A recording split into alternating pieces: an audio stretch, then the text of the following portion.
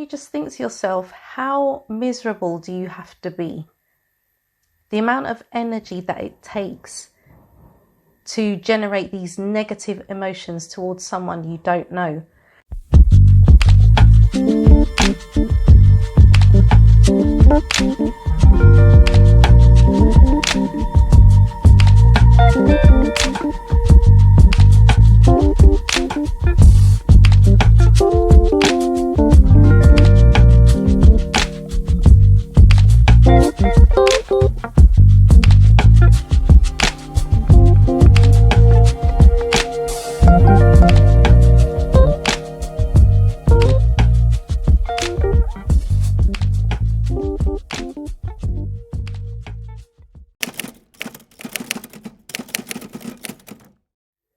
Hey guys, I hope you're all doing well and that you had a great week.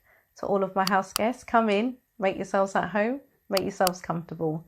If you're passing by and you'd like to become a house guest, don't forget to hit subscribe and activate all of your notifications. I'm Chez, this is Chez M0i. Welcome to my place.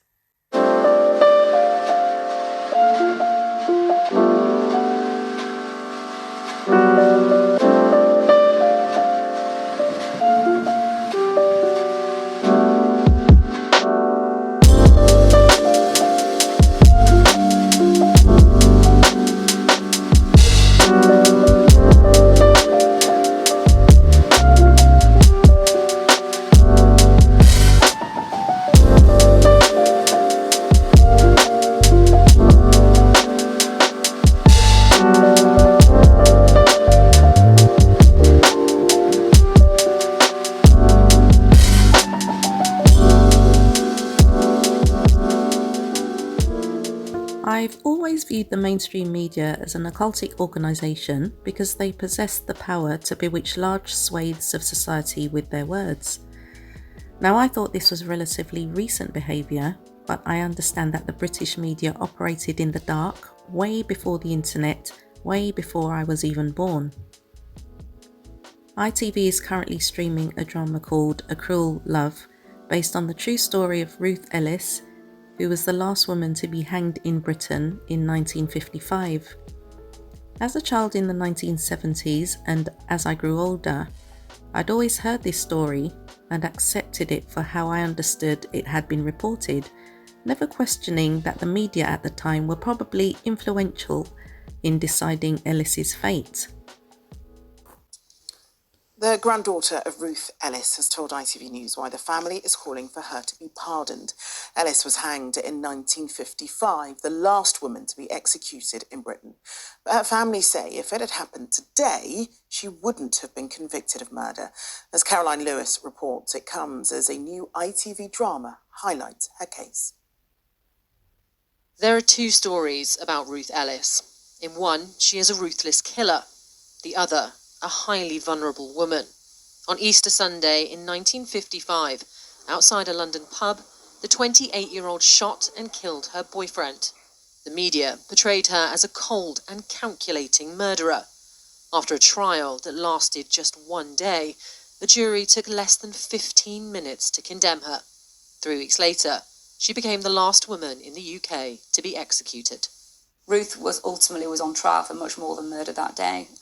She was on trial for classism, a working class woman shooting dead an upper class man.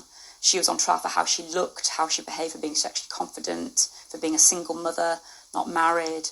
There was so much more at play, and ultimately I think they made an example of her. You will be taken hence. A new ITV drama aims to unpick the original narrative, based on new evidence of her life. She deserves clemency for what she suffered. Sexually abused by her father and beaten by her husband, she found herself a young single mother. Ruth began a passionate and volatile relationship with a man called David Blakeney.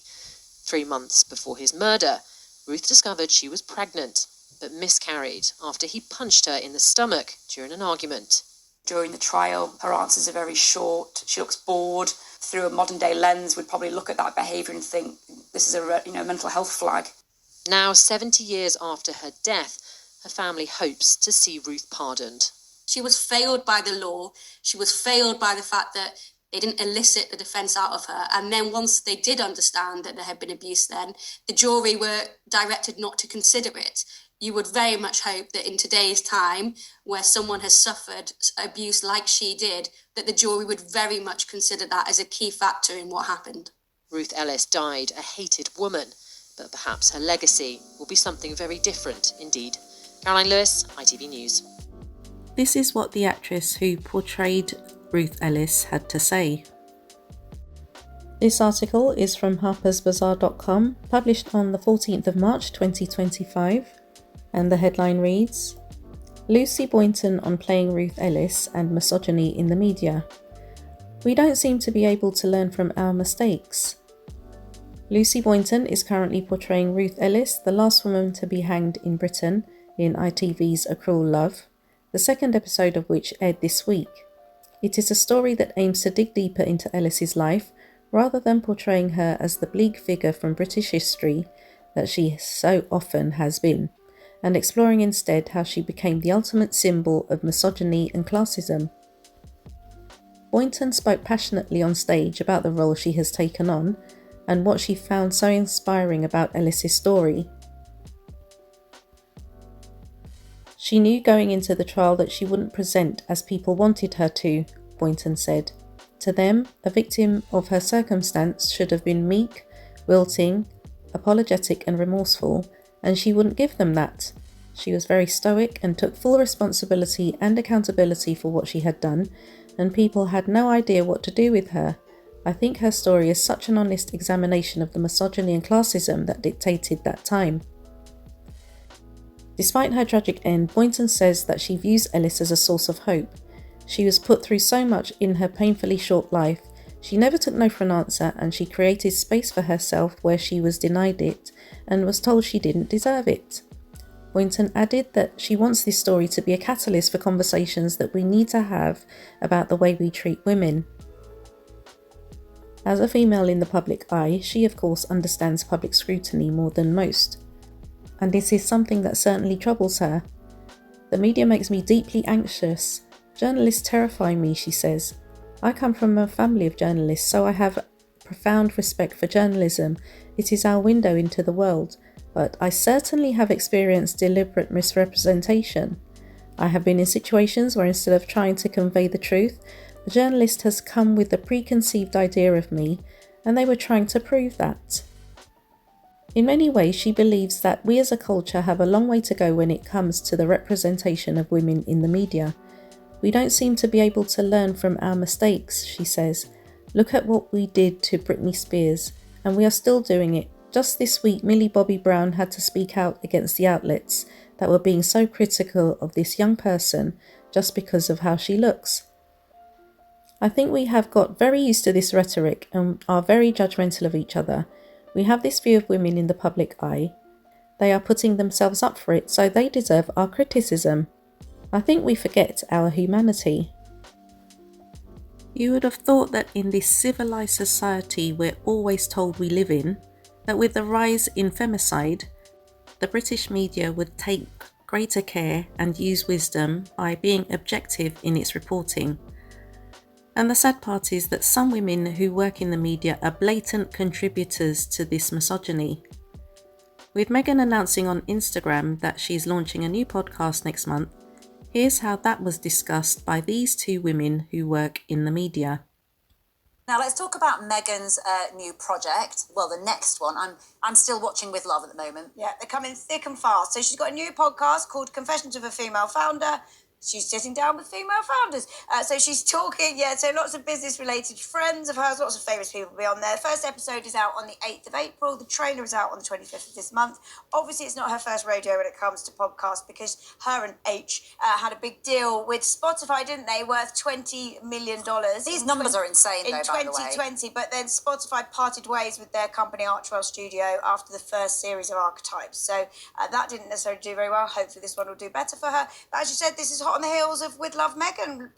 Several million people are watching it. 2.6 million views last week. Is it for With Love Meghan. Yes, this is with Love Meghan, and 12.6 million hours have apparently been streamed of that. But when you compare it to 2022, the docuseries Harry and Meghan, which was Netflix's biggest documentary ever, that had 97.7 million streams. So not quite the same. And he's not made an appearance so far in this with Love Meghan. Is that what you're waiting for? Well, I was wondering when he was going to turn up. Yeah, he hasn't yet. I'm in series episode 4, I think. Let's talk about... Granted, it wasn't a blatant attack, but it was very subtle. And this is how they operate in this country. So a couple of things. Notice how these people always like to say that Archetypes was a failure. I would like to remind them of the following. According to Wikipedia, within a few days of its premiere, Archetypes became Spotify's most listened to podcast in the United Kingdom, Australia, Canada, Ireland, New Zealand, and the United States. Spotify reported that in its third quarter in 2022, their listeners grew by substantial double digits, specifically noting that Archetypes reached number 1 in the podcast charts in more than 6 countries. On November 17, 2022, Archetypes continued to chart at number 4 among society and culture podcasts in the United States. A week after the podcast concluded, Archetypes remained in the top 10 of Spotify's top podcast chart for the US and the top 15 for the UK. Furthermore, the Harry and Meghan documentary will most probably be Netflix's most popular documentary for a long time to come, because people get so excited if there's a hint of controversy, and that show had a much wider appeal. With Love Meghan is targeted to a niche demographic, so wouldn't it stand to reason that the numbers wouldn't be at the same level? In addition, Meghan's show in the top 10 is nothing to be sneezed at, but they want to draw comparisons between her show and Pamela Anderson's. I understand that Pamela is a vegetarian and her cooking was plant-based, Meghan's wasn't. Also, why would you expect one kitchen to be a different standard than the other? If Meghan high-fiving people in her kitchen is a direct copy of Pamela Anderson, then level that same accusation to the multitudes of other people on planet Earth who do exactly the same. Lastly, not being a vegetarian and not having the Flavour Network in the UK, I'd never heard of Pamela Anderson's cooking show until last week. But as a result of people accusing Meghan of copying Pamela, Pamela has gained more viewers simply because people have been looking for some reason to complain. Oh, and as a side note, I wonder why we haven't heard any more from the little village in Spain whose logo Meghan apparently copied, and the little clothing company who no one knew about until Meghan revealed the name of her brand. Here's what one shady media outlet said about Meghan's podcast announcement. This article is taken from the raggedydailymail.co.uk, published on the 14th of March 2025. I'm not going to read the entire article, guys, because it is quite long. I'll just read the salient points. The headline reads, Meghan Markle is accused of being a copycat again. New podcast has same name as US businesswoman's YouTube series that launched a year ago. Meghan Markle was today plunged into a fresh copycat row after it emerged a series also called Confessions of a Female Founder has existed for more than a year. The Duchess of Sussex yesterday confirmed the title for her new podcast, but Chez M0i, I'm not sure how to pronounce her name, forgive me, owner and founder of hoodie hijab clothing firm Vale Street, already has a series of YouTube videos with the same name about her business achievements. The 24-year-old from Philadelphia, who has 45,000 followers on TikTok, posted her first episode in October 2023 about how to have a successful drop launch event. A second episode followed in November 2024 about where it all started, in which Ms. M0i spoke about her life story, having been in business since the age of 16. Then a third episode released about 6 weeks ago on February 3rd saw the successful Muslim entrepreneur discuss 6 things I wish I knew before building a business. Meghan's new podcast is also close in its name to entrepreneur Kelsey Borges' popular Confessions of a CEO podcast, which focuses on female founders, and another called Confessions of a Founder by businesswoman Alicia M. Campbell. Episodes of Ms. Mighty's podcast began being shared on social media in the hours after Meghan's new podcast was unveiled, with one ex-user writing, "Meghan couldn't even come up with an original title, she had to copy it. Unreal." Another said, "Is she serious? She can't think of a single original idea." However, the YouTuber has defended the Duchess, saying that she understands coincidences. Ms. Mighty told Yahoo Lifestyle, "I completely understand why people are drawing connections, and I truly appreciate the support and understand their intention.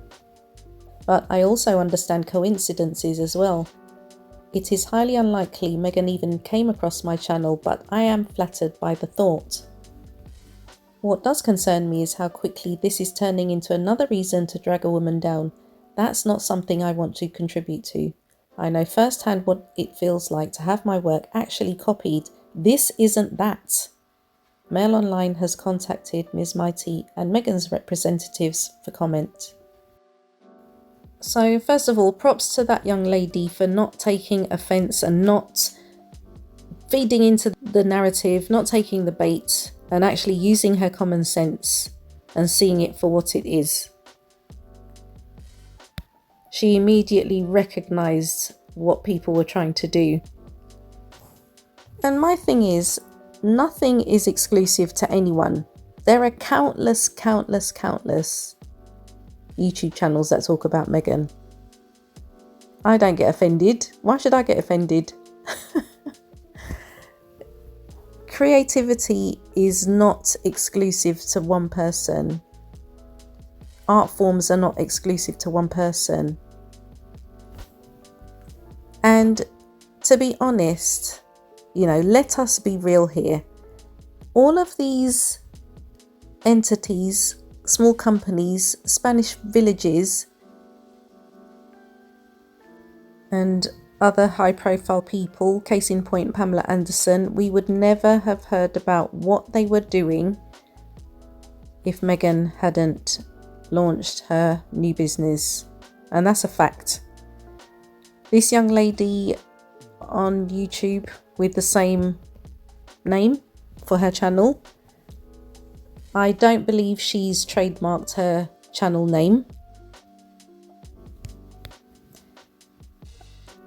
Now, Meghan being Meghan, I believe she would have trademarked and done everything legal to protect her brand and its products going forward.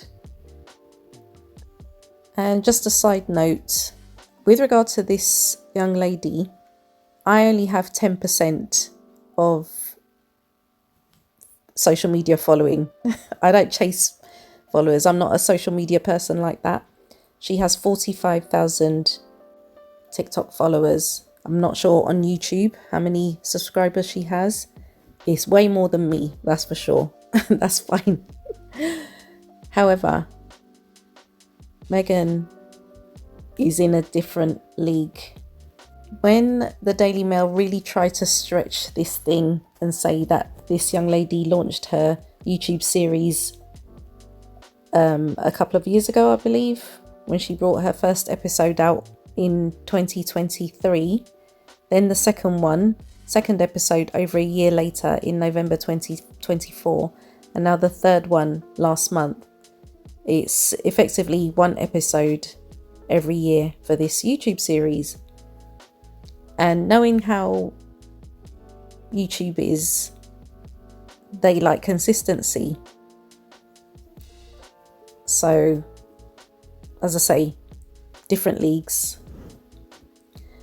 But what the Daily Mail tried to do, as they always do, is whip up a frenzy between women. And I'm glad this young lady caught that. I'm not going to be dragged into what you're trying to do. You're trying to drag another woman down and trying to use me to do that. That's not going to happen. That's not going to happen. And the name of the person who wrote this article was a man called Mark Duell. For the purposes of this section of the video, I'll remember him as Misogynist Mark.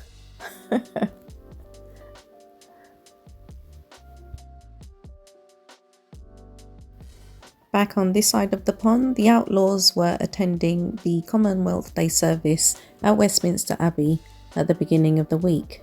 But as was to be expected, the mainstream media was never going to show you what happened as they arrived.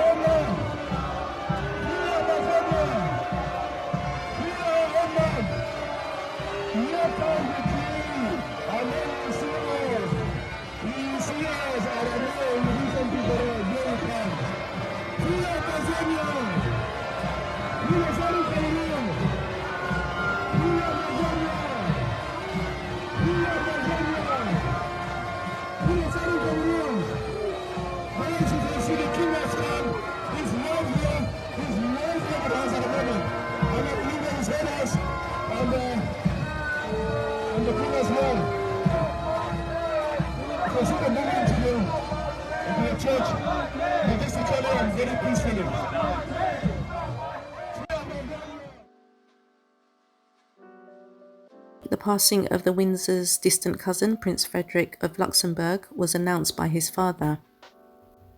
I personally thought that would have been more newsworthy than what I'll conclude with, given that Frederick died a few weeks before his 23rd birthday and had done everything he could with the little time he had to try to bring global awareness to the rare genetic condition he had been diagnosed with at the age of 14. However, closer to home, this week the future king was not being revered for being productive, making a difference or adding value to anyone's life. He was being celebrated for attending yet another football match and letting everyone know how he uses his children as a part of some superstitious ritual before and during the game.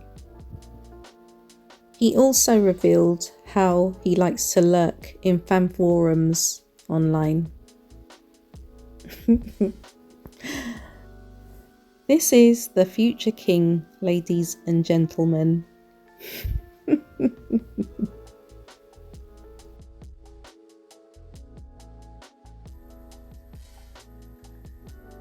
Okay guys, so yeah, this week I've noticed that there has been more talk from people who don't understand why Meghan gets this hate. Online I've been seeing a lot more people who are like really puzzled by it, and these are people that have not really taken much notice of her until the launch of her brand and this Netflix show. Even, you know, the whole thing with Harry and Meghan, there are still a lot of people that were not really invested like that. Not until this year. And it is relentless is the word that I will use. And it is mainly women, guys. It is mainly women. And you just think to yourself, how miserable do you have to be? The amount of energy that it takes to generate these negative emotions towards someone you don't know. I was just watching a video on YouTube. I just had it on autoplay. Never seen this YouTuber before, but apparently she's a single mother of 9. She's in America. And as she was doing a Get Ready With Me, she felt the need to address a comment that she'd received under a previous video. Guys, I've never seen this lady before. I don't know what her backstory is, but apparently she's gone through something very traumatic, and she is the mother of 9 children, 8 of which still live at home, and some of whom are teenagers. And apparently someone in the comments said that she doesn't have the right to call herself a single mother because she doesn't do everything on her own. Basically, her mum lives with her. Like I said, I don't know the backstory, but her mum lives with her and she is an entrepreneur and she has help with her business. She employs, independent contractors who work from their homes also. So she's very organised, but in the eyes of this commenter, she does not have the right to call herself a single mum because she's not struggling like a real single mum. I literally had to stop what I was doing and really concentrate on what was going on. And I thought to myself, this woman who made this comment, you have to be really miserable. You have to be extremely miserable to actually leave a comment like that. And you know nothing about this woman's what's really going on. You only know as much as she's told you in her videos. And what is it with women nowadays that are so hateful? I mean, they've been hateful from time immemorial, but the vitriol and the cattiness and the cruelty, the absolute cruelty. So many videos have popped up in my feed, negative reactions to Meghan's show, and I just scroll past. I don't click into those because I don't want to see that type of content. I don't engage in negative content, willfully negative, like maliciously negative. That's not an area that I venture into. That is not my territory. And you've heard me, guys, on my channel before saying I have very few female friends because I have to be careful who I surround myself with, because I have experienced this. And as I stated at the beginning of the video, the British mainstream media is truly, truly occultic, hunting down their female prey until they draw their last breath. And I've been deadly serious about this, guys. When you think about Caroline Flack, who died 5 years ago on the 15th of February 2020, they linked Harry to her. I think they dated very, very briefly back in the day. Then you have Harry's mum, Diana, in 1997, 31st of August. And it makes me think, when it comes to Harry, is it a different strategy that they use? Because remember, he's not protected because he's not the future king. The future king is always protected regardless of what he does. So if he gallivants up and down the country, if he goes to a football match and, you see him at his happiest when he's away from his family. You really do. But he's protected. No one can say anything. He's cushioned. He's fully protected. So he can essentially do what he wants. You might say I'm a bit mad, but I actually believe that supernatural entities are embedded in every fabric of our society when it comes to social structures like the police, the health service, education, every structure. I firmly believe that. And that's not something I want to go into because it wouldn't make sense to many of you and it'd take too long. But even during lockdown, I felt that there was this black cloud over Britain where people were just hypnotized with what they were being told every single day. The same phrases. If you repeat it over and over and over and over and over again, it becomes a spell. You're spellbound. I'm not spellbound by the establishment, but many people in this country are spellbound by the establishment. So it's perfectly fine for William to jump up and down at a football match. Because remember, this man told you he's going to be hands off when he becomes king. On top of the perks that he gets as I think he's the head of the Football Association. So yeah, he has a vested interest. No one's condemning him for liking football. But when you have perks of that job on top of being paid by us, and we see no return on our investment, our involuntary investment.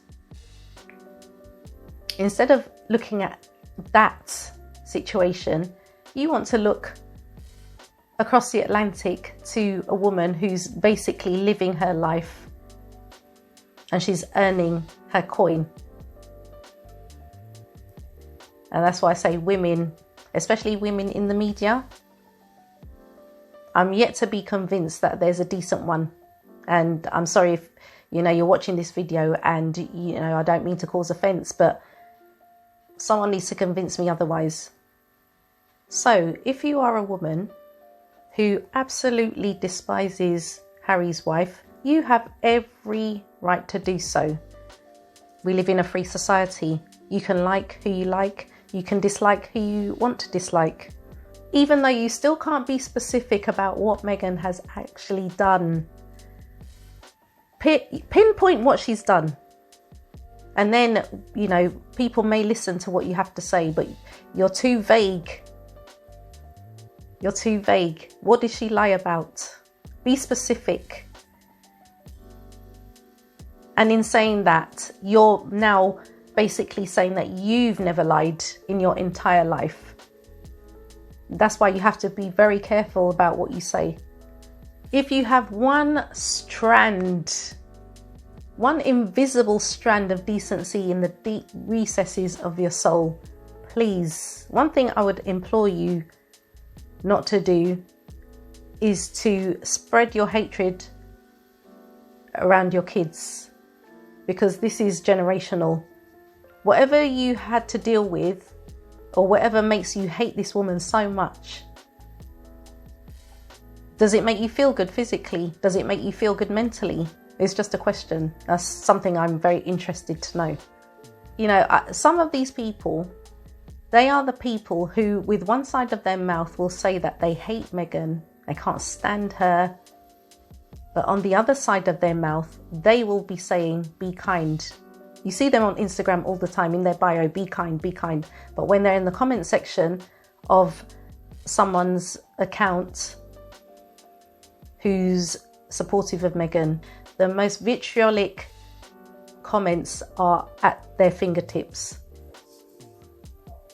And for someone like that, I would stay away from, because as far as I'm concerned, they're mentally unstable. I have to keep away from those type of people. And they're in the shop. When you go to the shop, they're there.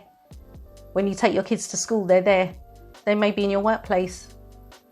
I'm very, very wary of who is around me, because this seeps in.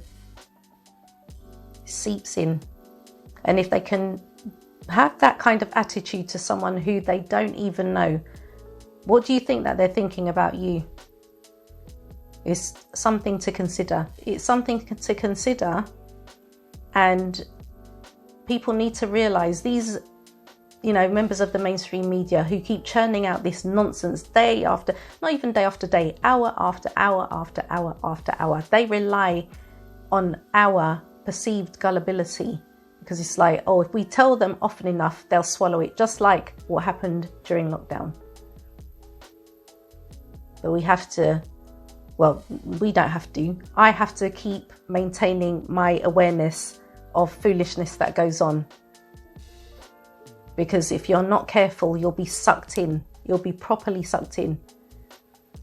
Guys, if your thoughts were provoked in any way, don't forget to give this video a thumbs up. And if you haven't yet become a house guest, don't forget to hit subscribe and activate all of your notifications. I want to take this opportunity to thank you so much for watching. Enjoy the rest of your day, and you shall catch me in the next video.